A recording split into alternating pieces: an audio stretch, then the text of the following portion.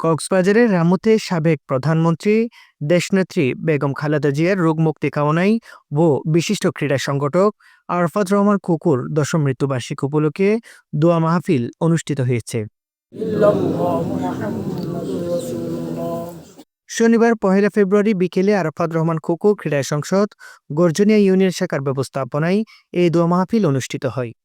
আরাফাত রহমান কুকু ক্রীড়া সংসদ গর্জনিয়া ইউনিয়ন শাখার আহ্বায়ক শাকির হোসেনের সভাপতিত্বে প্রধান অতিথি হিসেবে উপস্থিত ছিলেন আরাফাত রহমান কুকু ক্রীড়া সংসদ রামুর সভাপতি মনসুরুল হক।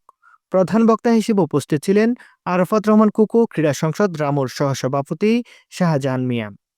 গর্জনিয়া ইউনিয়ন শাখার সদস্য সচিব মোহাম্মদ হাসানের সঞ্চালনায় অন্যান্যদের মধ্যে বক্তব্য রাখেন আরাফাত রহমান কুকু ক্রীড়া সংসদ রামুর সাধারণ সম্পাদক ফরহাদ হোসেন, সাংগঠনিক সম্পাদক নুরুল আজিম, আরাফাত রহমান কুকু ক্রীড়া সংসদ চাকমারকুল ইউনিয়নের সভাপতি জয়নাল আবেদিন, সহ সাংগঠনিক সম্পাদক জাফর আলম সহ গর্জনিয়া ইউনিয়নের দায়িত্বশীল বিভিন্ন নেতৃবৃন্দ।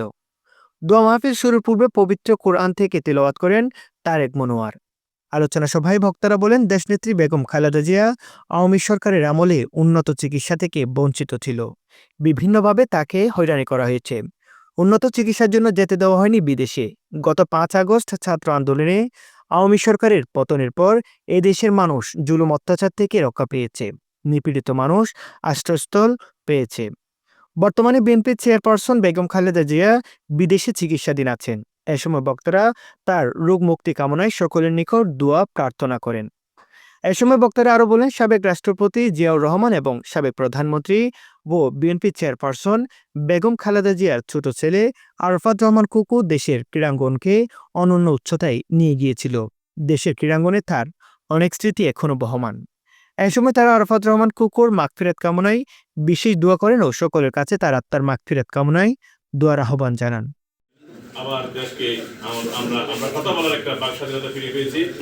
এই বাক স্বাধীনতা আমরা ধরে রাখতে পারি, আমাদের একটাই জনবল সৃষ্টি করা।